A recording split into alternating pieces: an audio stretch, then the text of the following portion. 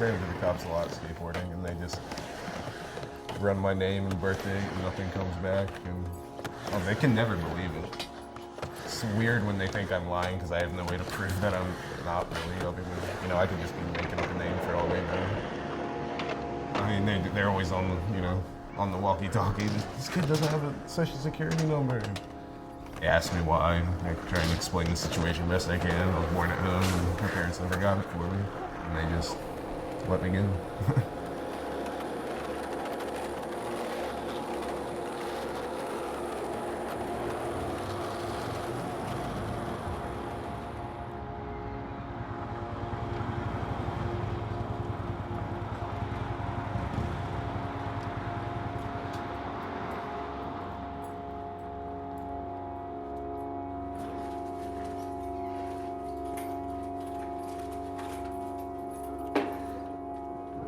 Decade before, thanks in part to ads like this.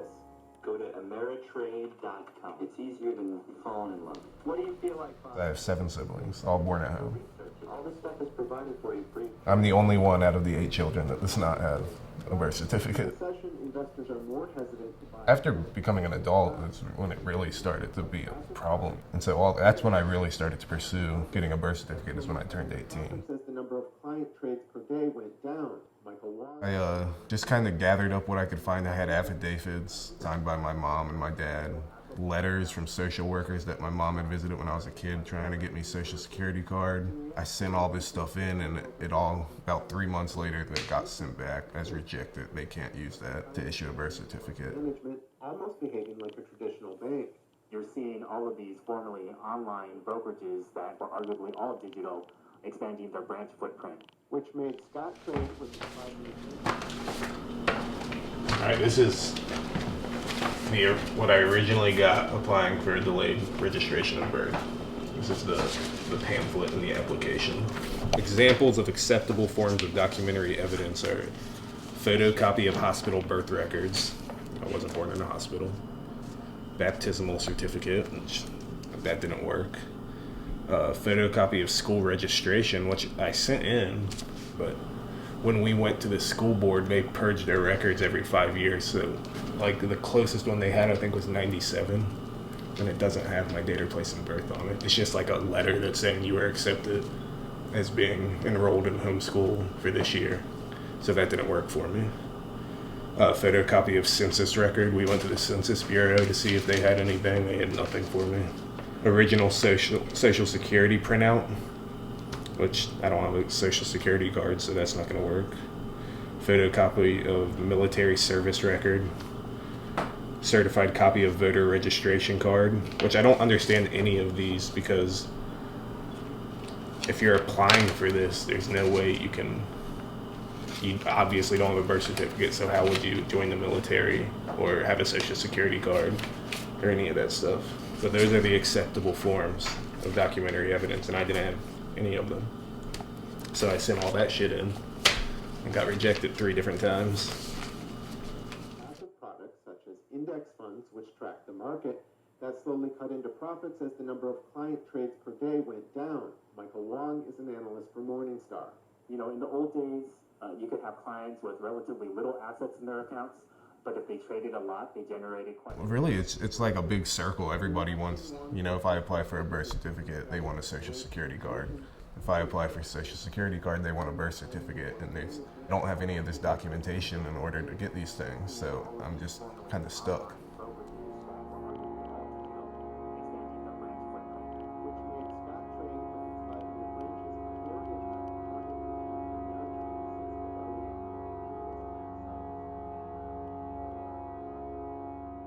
Seeing everybody else in my life, go on and do what they want to do, go to school, get jobs, have families, and I just feel like I'm kind of not able to do those things.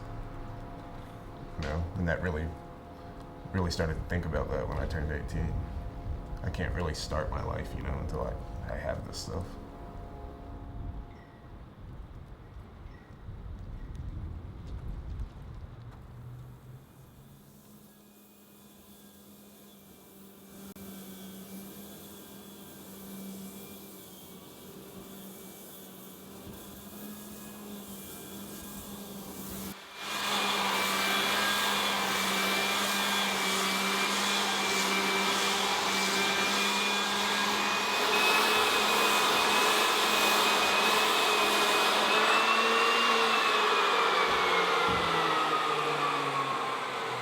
I've worked at a lot of different restaurants, done a lot of landscaping work.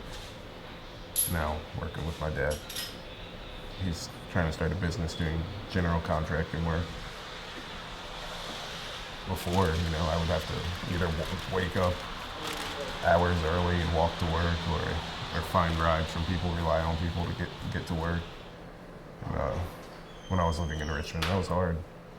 I lived about a 45-minute walk from my job, and I had to walk there every day. And since I'm working with my dad, that's not really an issue, because we work together, so obviously I ride with him, which is fine. I enjoy the work, and it's good that I have it, but if I didn't want to do it anymore, it's not like I really have a choice. I can't go out and get a job unless I'm with somebody that is willing to pay me under the table. I can't drive. Just anything you're allowed to do as an adult, I don't have those options. It seems like small stuff, but really on a day-to-day basis, it makes it tough.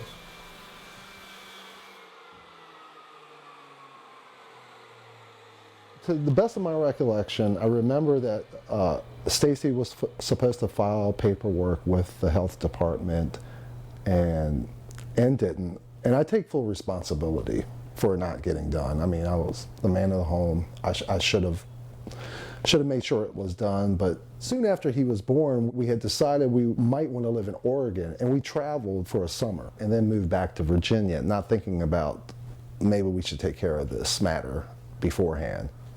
And upon moving back to Virginia, of course, it's been almost impossible to do it. I just always thought, how hard can this really be? I mean, we'll eventually get this solved, and time just kept passing by, and we didn't get it solved, and here we are. Now I gotta buy his cigarettes for him and his beer for him, and he can't hold a normal job. It sucks, man. It's really a horrible thing. I feel absolutely horrible about it. And I do accept responsibility ultimately for it, but it just didn't get done.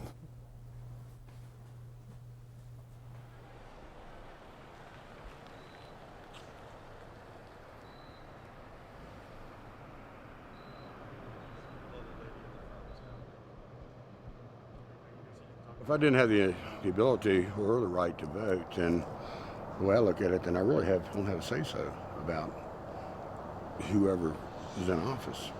It's your right to vote. I have friends that are immigrants that, you think of that and you think of, the ex-convicts and stuff, and you don't really think so much about somebody who has never, since they were born, had the chance. And it's a totally different scenario, because how do you even go about remedying that? Not to have a birth certificate, Social Security, that's pretty sad. I can tell when it's heavy on his mind and he's thinking about it. People get upset at their parents for being lame asses for not doing what they were supposed to do, and just stay bitter and angry. He's not a bitter, angry person. He's just a very disappointed person and frustrated person. He's not angry. It's actually there's strings on the back of this. You can move the arms like this. And then he's connected with a real bone. That's his neck. This goes like this. It's like his throat is ripped out.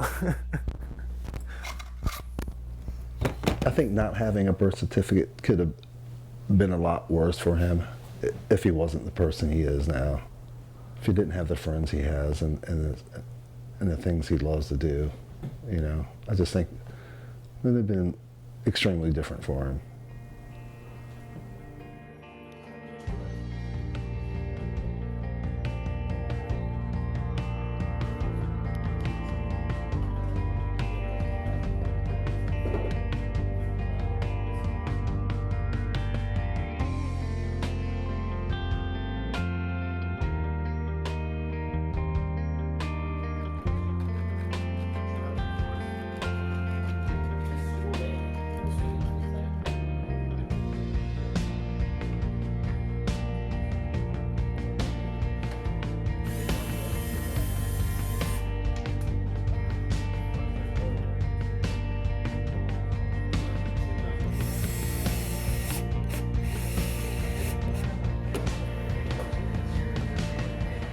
I've been skating since I was 11, yeah, so most of my life.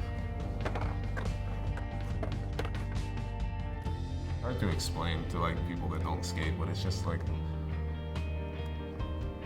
there's nothing like it, you know? Skating is just like totally, you can skate however you want. And it's not, like I said, it's not a team-oriented thing. It's just a very individual kind of sport. That's what attracted me to it.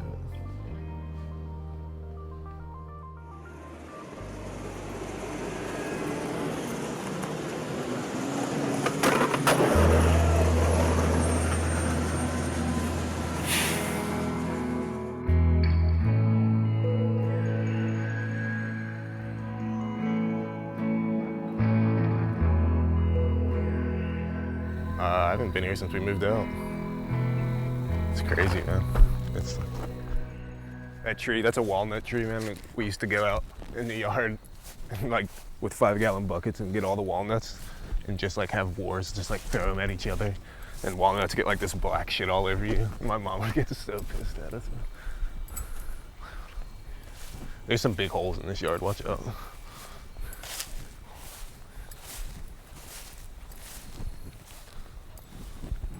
That was my room. Up there? Yep. The attic. Very top. That's it. What was it like when you had it? What was the room like? Yeah. Oh, it was awesome. It was like the best room ever. It's got slanted ceilings in it, and I had like every inch of the ceilings covered with stuff. I had like a giant flag on one side of it, posters up. I love that room. And you can get out onto the roof from the bathroom upstairs. We used to hang out on the roof a lot. Here, the last bonfire we had, we tried to burn a bunch of old furniture, and it just got way out of control, like, as soon as we lit it. And, like, this shit was about to catch on fire. And we didn't have any hose or anything. We were just running back and forth from the house trying to put out this insane fire. Yeah, we really didn't want to leave this place, though. We were here for 15 years. Loved this place. But it, like, I mean, you can tell the place was falling apart on us and we couldn't really afford to fix it up either. There was a picket fence around the whole place when I lived here. And we would build like sled tracks down this hill and a ramp going over the picket fence and like just haul ass down this hill and hop the fence. It was crazy.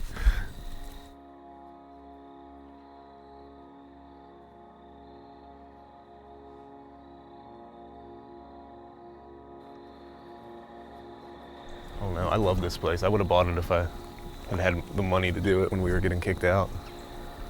I mean, obviously I have to figure out this whole birth certificate thing before I can do any of that, but I'd like to travel some before I like settle down somewhere. But if I was gonna settle down, it'd be in Rileyville, for sure.